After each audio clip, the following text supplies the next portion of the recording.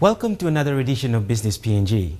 On the week of April 15, 2013, the capital Port Moresby played host to three major events: the Australia PNG Business Forum, the revived PNG Fiji Business Council Meeting and Trade Exposition, and the Commonwealth Youth Ministers Summit, all in a span of 5 days. Now, apart from the Commonwealth Youth Ministers Meet, the other two events were centered on exploring avenues to strengthen trade and investment. We spoke to the Minister responsible for Trade, Commerce and Industry, Richard Maru, with questions recommended by our viewers, in particular downstream processing. Here's Eunice Tamomoa with that interview. You've been a very busy man in the past 8 months. You visited several countries, Japan, Korea, China, Taiwan, New Zealand. Why so much visits to all these places, and what are we looking at with all these visits? We are looking for investors who are going to come to this country and help us start up industries to stop us shipping out raw materials all the time. Papua New Guinea can no longer afford to lose all the value it has been losing by shipping out raw materials like our coconut, cocoa, our fish,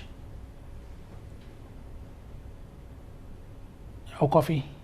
We are looking for partners who are going to come and help us to start up manufacturing industries here, so we can process all our raw materials into final products before they leave our shores. We're also looking for investors to come and invest in Papua New Guinea in key sectors like private power stations. We need competition here to drive the cost of power in this country down. Currently, Papua New Guineans pay 75 toya per megawatt hour in Papua New Guinea. You compare that to China, they're paying about 10 toya. Industry is paying 10 toya. Our cost of power is just ridiculous, to say the least. We should have more competition in the airline sector. I said before and I'll say it again, and Guinea's airfares is among the highest in the world. Every time you sit around in other places, people complain about not having to come to Papua New Guinea because of our airline structure. We need competition in the airline sector, in the water sector, in the power sector, telecommunication sector. I'm very happy with the signing yesterday. Now we'll have real competition, and the consumers and our people will win. So I'm going out to the market to find companies who can come and build infrastructure and create competition in this country, more competition to drive prices down. I'm also going out to find investors to come and invest in the manufacturing sector. One, to create jobs, and two, to extract maximum value from our raw materials.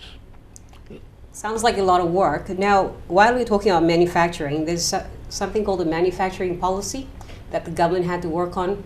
Are you able to give us details as to where exactly this is and what do we expect out of it? We are now working on a new manufacturing policy for Papua New Guinea. I've asked the Manufacturing Council now to give me the cost comparison by sector for all the goods we manufacture in Papua New Guinea. For example, how much does it cost Malaysia or Singapore to produce Coca-Cola compared to what we can do it for? SP Lager here compared to what a factory in Singapore will do it for. I want to know what is it costing our manufacturers per unit cost to produce in Papua New Guinea, because all the various cost inputs. This government needs to know, are we competitive or not? Why not? So we can then direct policy. Minister, you sound like you're very much driven to support PNG-made products. Now, what would be your message to the Papua New Guinea population about trying to support manufacturing in the country, especially PNG-made products? It's simple. We've entered into global agreements with the World Trade Organization, APEC. We are partners in major global trading blocs. We've agreed to open the economy, and that's fine. Now, in order to compete, in order to continue to have a manufacturing sector, because I said earlier, we need to create 2 million jobs. We have to drive the cost down so our goods are competitive. We can't tell the consumers to pay more.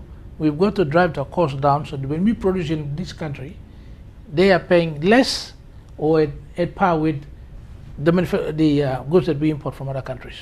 With what you just said, trying to make it more competitive, that would mean that you would probably have to look at subsidizing or even introducing tax-free zones within the country. Would that be something that the O'Neill Dion government might be looking at? Philippines has 360 special economic zones. In that country, 80% of all the exports are produced in special economic zones. This is not a global trend. I've just returned from Malaysia. We have attended the Global World Summit on Special Economic Zones. And PNG is just far behind the rest of the world. It's simple. We have not invested in these zones, which will help us to create, in the economic zone, you give special incentives and you put together infrastructure and attract investors to come and invest, especially in processing all your raw materials, which is what we need today. You've also said in your speech that you are looking at actually developing indigenous businesses within the country, because right now our figures don't look very credible. They're not very good for a country that's almost 40 years old. How do you expect to build that? And I think you've also been assisting, the O'Neill Dion government has been assisting with the SMEs. Are you able to tell us what's happening so far? The government, the Prime Minister has launched a 12-point SME stimulus package. First thing we've done is reduce the interest rates at NDB from an average of 15% to 6.5%. That's rolled out on the 1st of January, and that's happening. Our people are now paying much less for loans. They now are able to have extra capital to grow their businesses, and we're extremely grateful for that. We have just launched the People's Microbank, so we're able to give provide banking services to 90% of our people who are currently unbanked. They can now access loans, they can save. We want people to start to build a savings culture. That's the second thing we've already done. Hopefully this week the NDB will receive its first 40 million for additional loans. We want to grow the lending to the SME sector in Papua New Guinea. We've worked on that, and we've already put in the budget, and we hope that'll go. We are now working with IPA to look at our online company registration system, so that companies can easily lodge returns, everything online, and we hope that project will be finished before the end of this year. That's one of the projects we are working on. We are now also in the process of working on our new SME policy. We've just returned from Malaysia. We've had a look at the SME policy and master plan, and Malaysia will be helping us with putting together a new policy, which is the government will endorse before the end of this year. I've also been to Malaysia to have a look at the Credit Guarantee Corporation of Malaysia. It is a private company. The company gives 2 billion in guarantees to local companies. We are in the process of establishing that in Papua New Guinea, and we'll be looking for investors to invest in the Credit Guarantee Corporation as owners, and I will be welcoming the private sector and to invest, and the government under our PPP, so that we will have the funds to provide guarantees for Papua New Guinea companies who have already started. They've done the hard yards, they've learned from experience, they've learned from hindsight, they want to grow, but they don't have the security to secure loans to grow. We will support that, so we want to support a growth of a emerging SME sector in Papua New Guinea. I think Credit Guarantee Corporation is a key one. It's in our plan, and we want to make sure we get it rolled out this year. So those are some of the initiatives we're going to take, and we will be calling a summit very shortly. We'll be looking at a new Local Content Act, which will basically provide a legal framework now to guide business spin-off opportunities for all mine and resource projects in the country. At the moment, Papua New Guinean companies don't get any of the big businesses and the spin-offs. They have been absolutely marginalized. This will no longer be the case. MRDC, I've entered into discussions with MRDC now to sponsor that one-day summit, so we can bring in all the landowner companies, even industry big bodies, to come and talk about what we've learned in terms of business spin-offs for Papua New Guinea landowners and Papua New Guinea companies from major resource projects. And we want to now put the legislation that will guide how maximum benefits must come to PNG companies and PNG landowners. That will be done by law. I don't want any policy. I want a law. So everybody must abide by the rules. That is going to happen. And we are also looking at reintroducing the reserve list. I intend in the next 4 weeks to have the workshop, so that I could invite all the various professional fields, business fields, to come and give the input on what type of industries or businesses should be owned 100% by only Papua New Guineans, which ones should be joint ventures. We need to sort that out very quickly in the next 2 months and get the legislation passed. So those are on the way, and those are going to happen. And the target is to grow 500,000 Papua New Guinea companies. Currently we have 49,000, and I'm after 500,000. If I deliver that, we will create the 2 million jobs that the government is after. So the government is pushing for a local content act. to provide legal framework to guide business spin-off benefits for mine and resource project owners. But what is its stand on cooperative societies? Find out on the other side.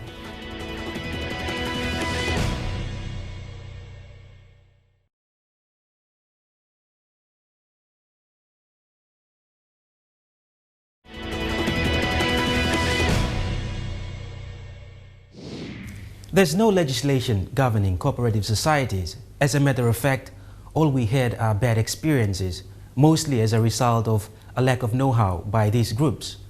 So what's different in Minister Maru's approach this time? Minister, what about cooperative societies? There seems to be no strong legislation governing that. Is there something that the government's looking at? Yes, experience in the 60s have shown all the cooperatives failed in this country. It was a very nice political project to bring back the cooperative societies. But the issues that have confronted cooperatives, no one has actually looked at and dealt with. The truth is, everybody thought by incorporating a cooperative, the government will give some free handout. That's why 6,000 cooperatives got registered. And they were all waiting for handouts. That's not going to happen. That will not happen. We want cooperatives that are have good governance structures, cooperatives that has the masses who can be shareholders, and cooperatives that can mobilize the people to bring their products to the cooperative to process and market. That's what really the government wants. So rather than going for so many hundreds and thousands of cooperatives, I am looking for province-wide cooperatives. So I'll be calling a workshop very shortly to bring all the cooperatives together, look at the lessons learned, and let's look at the very successful cooperatives in this country. And so far as I'm concerned, there's only one, the East Neighboring Cooperative, which has 12,000 farmers. They've started to buy the copra, they own cocoa, coffee, they have outsourced management to the private sector, and have become very, very successful over the last 3 years. Let's look at the best model, and let's roll out cooperatives using the best model, rather than cooperatives for the sake of cooperatives that means nothing and has failed the people totally. And the government is not in the business of giving handouts to cooperatives. So we've covered cooperatives and we've covered SMEs. Now the thing about them is that it seems the business breaks down because of some management structure. Would your ministry and the government actually start looking at trying to teach people better financial and managerial skills so that they can actually understand how to deal with money? I think a lot of them are trained, but it's always the infighting. Everyone wants to be the boss. That's a serious issue. So that's what I'm saying. Let's look at the model that works. And let's tell everybody, you better, if you want support from the government, you must follow the model that works. And we need to rethink the strategy altogether and come up with a model that absolutely works. And I intend to have that workshop, bring them together, look at the best one in the country and say, this is the models that have worked. The not fly rubber is the other successful one. And these different cooperatives. Let's look at something that works. Let's not just dream. Because when we are dreaming, other people are coming in and buying all our raw materials and exporting it, and the middleman is winning. We want our farmers to win. We want our people to win. So in summary, after going through all that we've discussed with all the trade delegations and talking about SMEs and cooperatives, what would be your message to the people of Papua New Guinea about this government's seriousness as to how to develop investment in this country? My message is simple. Papua New Guineans will no longer be marginalized. They will no longer be spectators. The government is committed to growing the SME sector of Papua New Guinea. We are committed to making sure our people get maximum benefit from the wealth of our nation. Our duty as politicians is number one to God and number two to our own people first. We have a duty to make sure their living standards improve and they get as much as they can from the wealth of our nation. We can't talk about the resource projects and their lives have not improved. That is ridiculous. We will be failing our people. And while I'm the trade minister, my focus is on making sure Papua New Guinean companies emerge, they grow, they evolve. Because when you support a Papua New Guinea company, the difference is we're supporting tithes to the church, we're supporting house cries, we are paying school fees. Huge multiplier effort. Impact when we support Papua New Guinea companies. You don't get that when you support the foreign company. They don't come to your house cries, they don't pay your school fees, they don't look after their relatives. It's very different. That's why we have a duty to support our own companies first. The underlying catch in this edition is to create a more financially inclusive society. When we come back, we speak to the Central Bank Governor, Lloyd Bakani, on a new and exciting initiative that complements Minister Maro's plans, the establishment of the Center for Excellence in Financial Inclusion.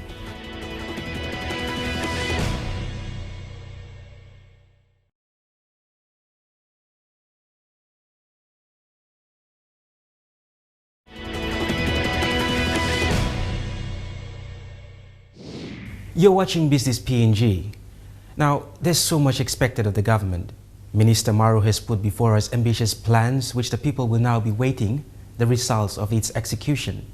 Well, to complement his plans, the Center for Excellence in Financial Inclusion is an initiative under the Bank of Papua New Guinea's Microfinance Expansion Project. It was launched in April last year. The center will oversee all microfinance initiatives. Let's hear from the Bank Governor, Lloyd Bakani, of what's expected of the center. You have this new initiative trying to launch a center. So can you tell us a little about the functions of the center and its co-funders?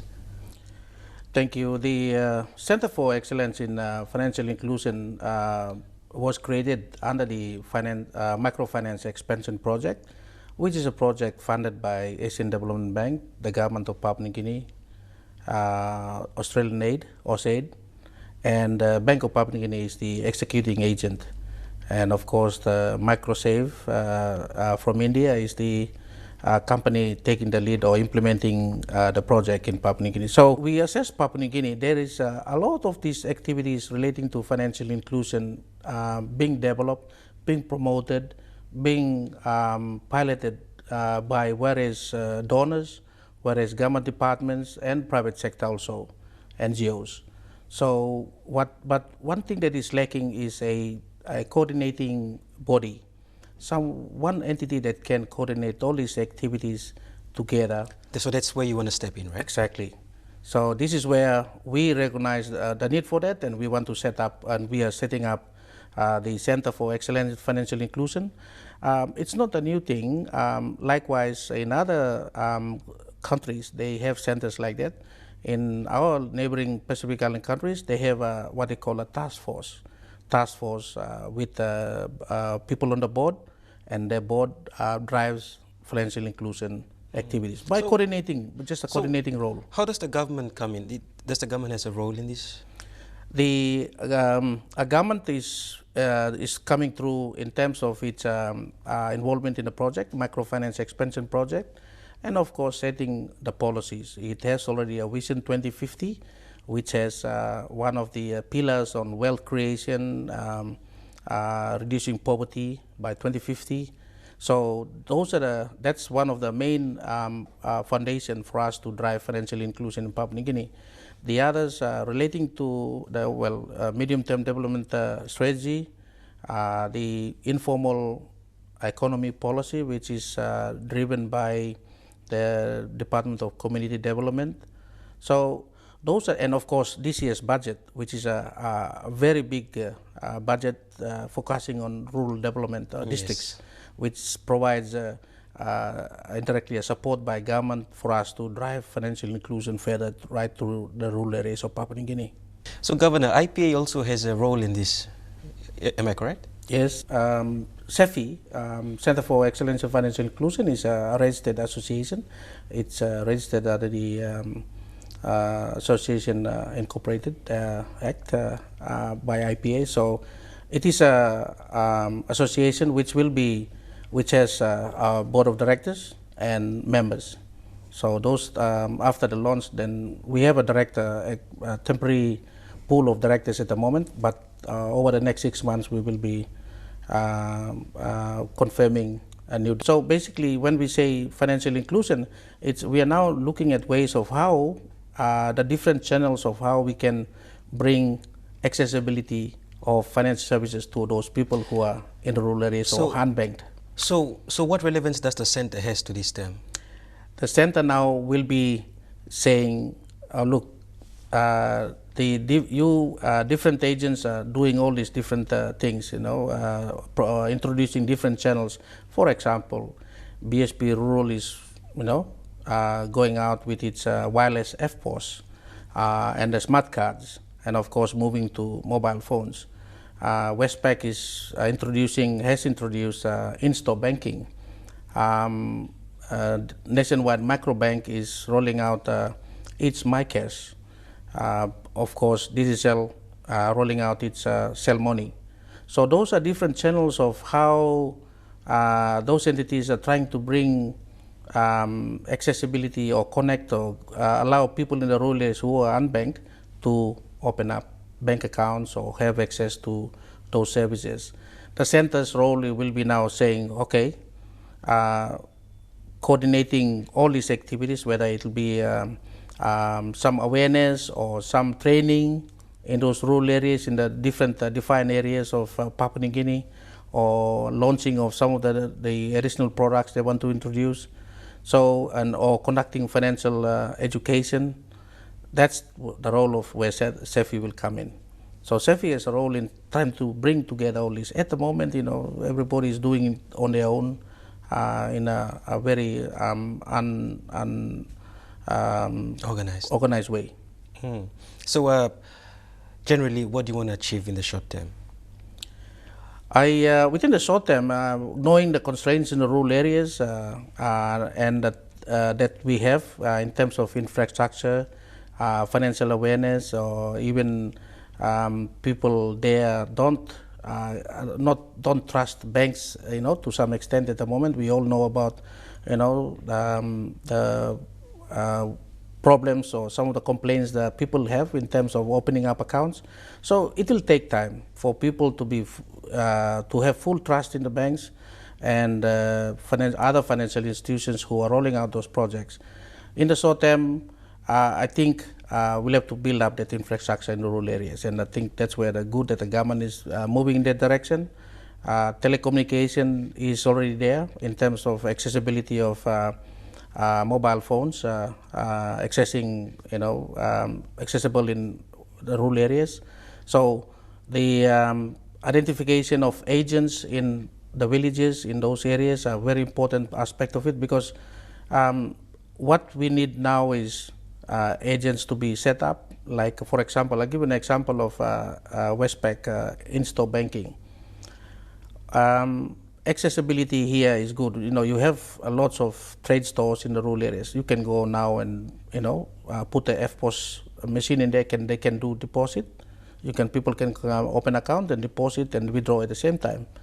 But you still need infrastructure. The road needs to go there to that trade store where people can, and even the trade store owner needs that road so he can go to the bank branch to settle whatever cash he's got or transaction with the bank.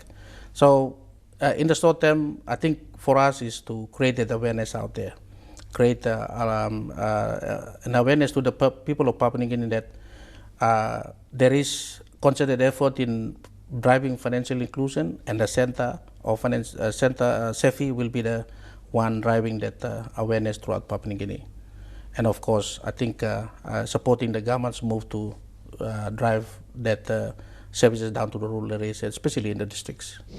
Do stay tuned for a story on the launch of the Center for Excellence in Financial Inclusion and an in-depth insight into this exciting enterprise.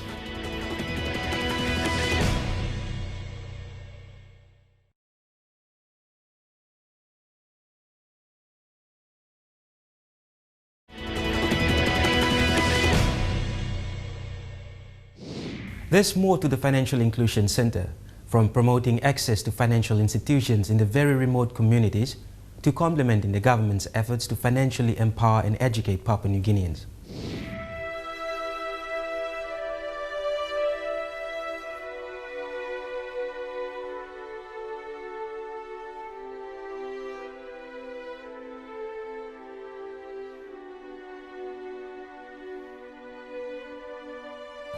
The 24th of April marked the launch of the Central Bank's Center for Excellence in Financial Inclusion, an initiative that complements the government's efforts to financially empower Papua New Guineans. Prime Minister Peter O'Neill commended the bank and its core financiers in his keynote address. All those who have given birth to many initiatives that is now helping our citizens in this country, for which we are very, very grateful. So today, let me thank you and I wish the institution has got a successful journey ahead of itself, and I now declare the center open. Thank you, ladies and gentlemen. The Center for Excellence in Financial Inclusion, or CEFI, is a component of the bank's microfinance expansion project launched a year ago. The center consolidates the desired outcomes of the project and is specifically designed to take the project a notch ahead. The whole idea is that CEFI will take the initiatives of the microfinance project ahead once the project also completes its term. In the microfinance expansion project, we have a big component of the business development services. So we have training. We are partnering with Small Business Development Corporation, SBDC, to do the trainings for the small and medium-sized entrepreneurs. In fact, in this project, we try to go even a level lower, and we are trying to work with the micro-entrepreneurs. Not even small, but the micro-entrepreneurs. That's where we are trying to go out really into the rural, remote areas and try to reach out to them. So the plan is that we would be partnering with SBDC. We would be using their training material, and they would be training the local and the regional training organizations, who in turn would be training the communities. These would be the people who would be trained would be typically the clients of our partner organizations, or people who have small businesses, micro enterprises, or people who have shown potential to take up these businesses. So we do have a component which would be training, and then as we are working with the partner organizations, we are trying to work with them, we also have a component of the risk share facility, which is to encourage the organizations to take up more of lending. So all these put together, we hope, would be targeted to promotion of the microfinance institutions and the clients. The Asian Development Bank has provided $30 million towards the establishment of the center, or said $56 million, and the government $3.08 million. Now, the executing agency of this project is the Bank of PNG. So basically, they are the ones managing the funds, all these funds, as part of a single project. So that's why Bank of PNG is what we call executing agency for this project. Now, CEFI is one of the components or outputs for this project. And then the project engaged MicroSafe to be the, as we call, implementation consultants. In terms of the project provides us with capacity building in quite a number of areas. And moving on to CEFI, what CEFI will do for us, it'll provide a central repository for research information.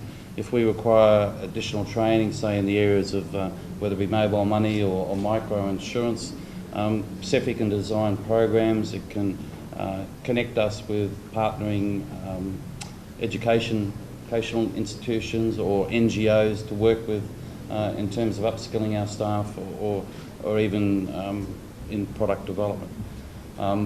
CEFI is going to be very important for the likes of Nationwide Microbank, New Island Savings and Loans, National Farmers and so forth, because it's going to provide that coordinating body for us. One of the interests that we have at Nationwide Microbank is we've got this fantastic product out there in mobile money, and the Governor of the Central Bank, Mr Bakani, has provided such an enabling environment in Papua New Guinea to roll out mobile money, to extend outreach, and particularly for women. To summarize what we've just presented, Minister Maru is focused on growing indigenous businesses, which in turn will generate 2 million jobs, a target set by the Onildion government. Waigani is going all out to ensure this is collectively executed with excellence.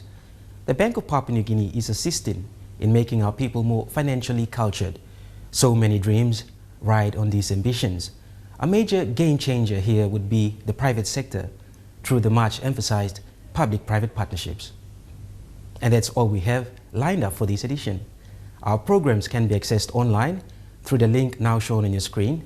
And for comments and suggestions, send them through to businesspng@mtv.com.pg. And before we go, a reminder that we do have a Facebook page for social interaction. Please drop us a line or two. Until the same time next week, I'm Festus Maigrab. Enjoy the rest of your day.